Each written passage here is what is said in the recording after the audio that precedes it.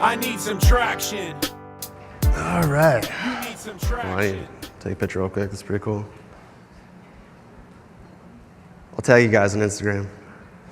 Well, cool. Yeah, I'm Zack. Let's see, how does this work? Sorry. There we go. Zack from San Francisco. I'm the CEO of Dribbble. For the designers in the room, I think you're familiar with Dribbble. For everyone else, we're one of the top communities for designers in the world. If you want to find some design inspiration for your next project, come check us out. If you're looking to hire a designer, come check us out. But before joining Dribbble, I spent the last 15 years building high-growth companies. I helped take 3 of those companies from infancy through successful acquisition. And so I've been doing this kind of growth thing for a really long time. Quick show of hands, how many of you guys are marketers? All right, a lot of you guys, all right. How many folks are here to learn about growth hacking or growth marketing or growth wizardry? The new term is growth master. You seen that one? All right, cool. So I get asked this a lot, right? I get marketers who hit me up. Look, I've been doing marketing for 9 years. I've heard about this growth hacking thing. Sounds really cool. You know, what's the skill set that I need to become better at this growth thing? And you know, I always have a hard time answering this question. And so I went back and I looked at this slide from 2011. It's my first talk in growth I gave at the Mixed Panels office. And I try to explain it. It says growth thing is really this multidisciplinary set of functional skills where when you combine them, you have this amazing toolbox to be able to unlock opportunities and move fast and grow your business. You know, I think the whole growth thing has been a hard thing to define. Even today, I have a hard time. I think everyone has a different definition. You know, Sean Ellis, who coined growth hacking, he says like the true north is what makes a growth person. Someone who's just like obsessed with growth no matter what. Brian Balfour talks about like the T-shaped marketer, and you know, other folks talk about the full stack. And the thing about growth marketing that I think has kind of become a problem is that it gets confused with marketing, right? And marketers tend to think about acquisition. That's what marketers are great at. We think about what channels do we have to bring users to the site, but you know, a great growth person is really thinking holistically about the entire experience. And so anyway, so I wrote back this person, and you know, I did some self-reflecting on the last 15 years of my career, and the skill set that really stood out was design. And quick show of hands, how many folks are designers here? All right, a few, cool. Who sucks at design? All right, cool. So I'm a designer by training. I have a design degree. Spent the first 5 years of my career as a designer before moving into product management and ultimately growth. And yeah, and I think that's really the secret to, you know, where you can really make some huge gains as a growth person is by investing in design and that skill set. And so I'll talk more about that. So 5 years ago, you can get away with launching an MVP that looks crappy. You get it live, you get in front of users, move fast, you know, throw marketing at it. Today, good design is table stakes. Recent study by Stanford revealed that 75% of users make judgments on your website within a fraction of a second about your company's credibility based on the visual design of the website. This should be important to everyone in the room who cares about conversion, right, of your website. Also, what's changed over the last few years is that the time it takes to launch a new product has shortened, right? 10 years ago, I was buying servers and put them in rack space, and you know, we were building web applications in Java. You know, today you have AWS. You can spin up new servers with a button, press of a button. You can, you know, Ruby on Rails makes. I have one of my buddies from Hired, marketing guy, taught himself Ruby on Rails and launched a web product in 3 days. He just applied to YC and he's raising money right now. So technology has flattened the competitive landscape, lowered the barrier for entry. The cost of starting a business is lower than ever before, and the ability to scale globally can happen faster than ever before. So the way you can differentiate is by investing in design. Also, 5 years ago, there were 300 SaaS marketing products out there in the marketplace. Today, there's over 5,000. And that number is going to continue to expand because it's just easier than ever to launch a product. And so folks in this room who are running SaaS products, and you have a sea of competitors with similar features, similar functionalities, the way you can differentiate yourself, just make a better, higher quality product and by investing in design. So what I'm saying is that the design is the future of marketing. So even though we concentrate on big data and mobile and social and content, if you really think about it, all these elements are really important in how they help us enhance customers' experiences with our brands. So design thinking generates big ideas. Big ideas yield the biggest changes to growth. So I advise a lot of startups in Silicon Valley, and I'll often go in and I'll check out their Optimizely, backlog of tests they've run. And what I'll see is a lot of folks are doing these very trivial changes, which take a really long time to reach significance, and usually the impact's going to be very low.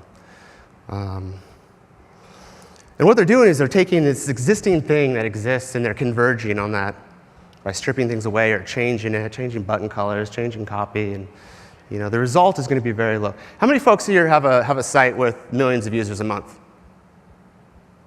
So those folks have the luxury of being able to run tests really quickly. You get your sample, you get your significance, your statistical significance, and you can set tests on top of that, and you can start to get these compounding, 0.5% gains, and that compounds over time.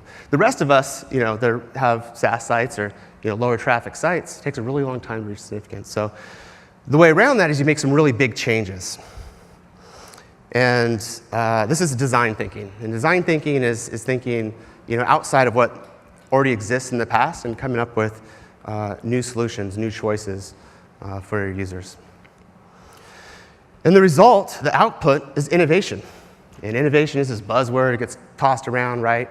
Well, look, innovation is the big changes, the big inflection points. When you go back and you look at all the case studies of all the high-growth companies out there, you can always trace it back to this innovating thing they did that was unique and that no other company had done before in history. And so design thinking unlocks those innovative things. And you really start to find opportunity when you start to think into the future of what's possible. So what is this design thinking thing? Well, at its root, it's about people. It's about our users.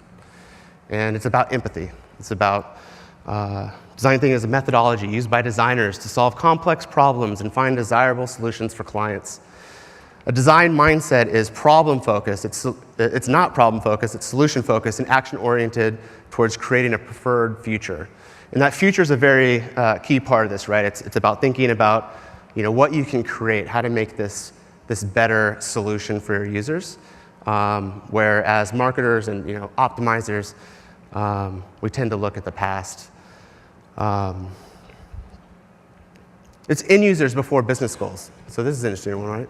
So design thinking philosophy requires moving the growth goals to the side to seek the unmet needs, both rational and emotional, of the user. So this is, as growth people, as marketers, we tend to get into the data, right? And that's the cold, hard facts.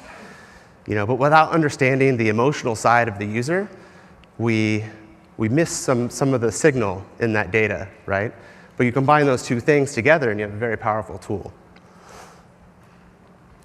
So understanding user needs. So design thinking is when designing anything meant to be used by another user, right? It's a Facebook ad, it's your landing page, it's onboarding flow, it's the checkout flow, it's whatever the end user touches. And it doesn't just stop at the screen, right? Uber's a great example. Their user experience starts on the screen. You dial up a car and you see the map and the car's running around. Then the car shows up, your phone goes away, you get in the car, you get your gum, you get your water bottle, you get to your destination on time, high five guy out the door and give him 5 stars, whatever. And that's the user experience, and that's what word of mouth is all about. So as marketers, we tend to want to make people want things, right? That's the nature of marketing. We want to sell things. But the key of design thinking is to make things that people want. It's about delighting people with your product. Before any growth can happen, there needs to be engagement. An engaging experience leads to a delightful experience and makes users want to come back and share with their friends. So the prerequisite to growth, we talk about product market fit a lot, but at the end of the day, it's about word of mouth. Like that's where you have a quality product. If people are organically telling their friends and family about your product, any viral loop, any referral program, anything else that you build into your software is accelerant on that fire. Without having organic word of mouth, you're gonna fizzle. So you can get some short-term gains, but it's not gonna be sustainable. So design thinking was first written about in the 1960s and was populated by a guy named David Kelly. He's the CEO, founder of IDEO, which is a very famous design firm in San Francisco. He wrote this article in 1992 and developed this design thinking framework. In the essence, it's understand, explore, materialize. Us growth people, we love our framework, so this is a cool one. But this is not meant to be this linear framework. It's this nonlinear thing of empathize, define, ideate, prototype, test, implement. And at any stage in that, you can go back to the drawing board and maybe your hypothesis is proved wrong and you go back and you try something else and you're really trying to think outside the box to find the next solution. This might look familiar, right? So lean startup, Eric Ries, right? So very familiar framework. His is linear in a circle, but concepts I think is the same. But one thing to point out is that Eric Ries is an engineer. And the lean startup is about getting your MVP out the door as fast as possible. And for marketers who are not developers, that could be a challenge. But the good thing is that the landscape of design tools has vastly changed over the last couple of years. Photoshop for 20 years was the industry standard for web design. It's an image editing tool. Doesn't make any sense, but that's how we used to design the web. Today there's Sketch. Sketch allows you to build rapid prototypes. You can do black and white wireframes from drawing boxes and arrows, and you can do high fidelity mock-ups with various screen sizes and flows. Tools like InVision allow you to get those mock-ups into prototypes, interactive prototypes. You put this thing on your phone and it looks and feels like a real working application. It takes a couple hours to spin this up, not a couple weeks to build an MVP. And then people, but the obvious thing is like, look, I suck at design. I can't do this. Well, these are pretty easy to learn tools, but design takes a lot of time to build your eye and build your foundations. But the good thing is there's a lot of resources out there. So Dribbble, there's a lot of inspiration, but there's also a lot of designers that upload assets. And there's marketplaces like Creative Market where you can download things like UX kits, UI elements, themes, graphics, fonts. So all this stuff you can put together and without a whole lot of design skills, put something together that looks pretty nice and impress your colleagues. But to close, I run out of time here. Good design takes practice. It takes commitment. And it also takes buy-in from your company. You can't be the sole marketer on the team who believes in design thinking and doing things different. It takes a top-down approach of getting the entire team bought into leading design forward. But an investment in design thinking, an investment in design will make you a better company. So with that, happy growing, happy designing. Thanks.